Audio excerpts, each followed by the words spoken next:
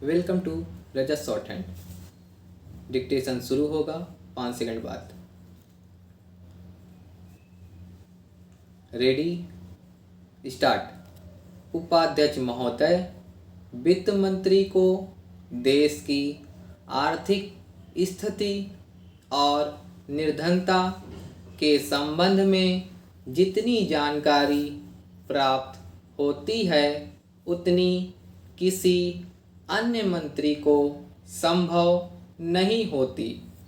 Budget बनाते समय वैसे तो बजट में आय व्यय का ब्यौरा होता ही है, लेकिन मूल रूप में देश की आर्थिक नीतियों में किस प्रकार का परिवर्तन तथा किस मार्ग पर वह देश को चलाना चाहते हैं, सरकार का यह लक्ष्य क्या है, इन सब नीतियों का बजट में विवरण होता है। हमारे वित्त मंत्री चाहे जिस पद पर भी रहे हों, चाहे वे मुख्यमंत्री रहे हो या केंद्रीय सरकार में रहे हो, उन्होंने शानदार काम किया। जिस समय उन्होंने बजट प्रस्तुत किया उस समय देश को और विशेष रूप से गरीबों को उनसे बहुत सी आशाएं थी। देश में लगभग 6 लाख गांव हैं।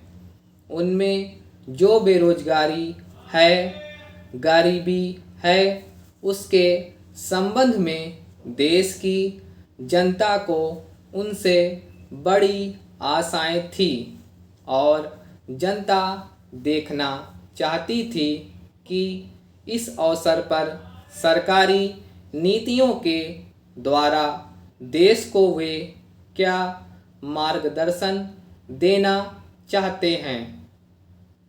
इस दृष्टि से 3 महत्वपूर्ण बातें इस समय देश के सामने थीं। देश का आर्थिक विकास तेजी से हो, अधिक लोगों को काम मिल सके और मूल्यों में स्थिरता आए।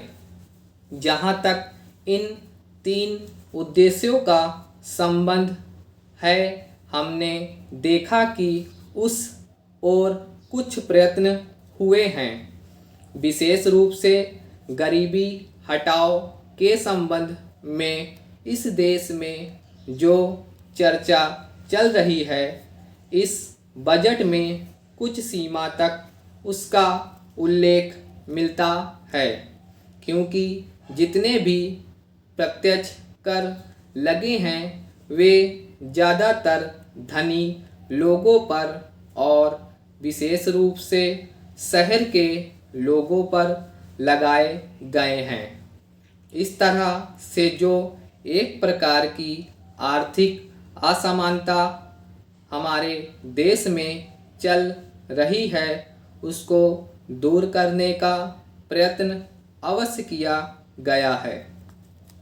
लगभग 5 दशक पूर्व जब हमारा देश स्वतंत्र हुआ था, उस समय देश में जितने सरकारी कर्मचारी थे वे ऐसा समझ बैठे थे कि अब तक देश में जिस तरह से अंग्रेज़ों का प्रशासन चल रहा था उस तरह से काम नहीं चलेगा, क्योंकि कांग्रेस के जो नए लोग आए थे, जो मंत्री बने थे, वे लोग धन के मामले में त्यागी आदमी हैं।